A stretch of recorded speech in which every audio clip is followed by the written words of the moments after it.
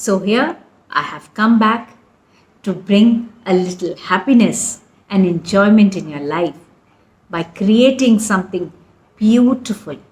This is the second part of my Lord Buddha painting. Hope you will enjoy it. Today we are going to do the Tanjore part on Gautam Buddha to make it little bit something very unique. So let's start with that.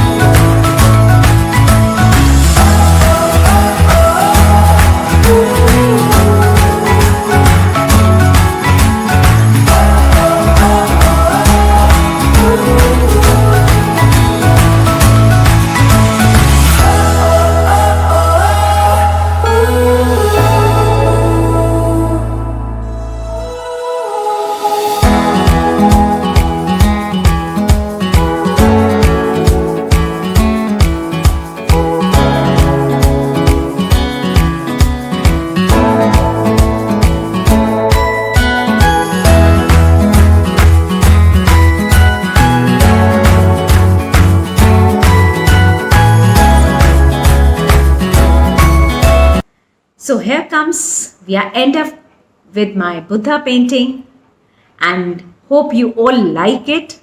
I'll be coming with some more interesting paintings of mine.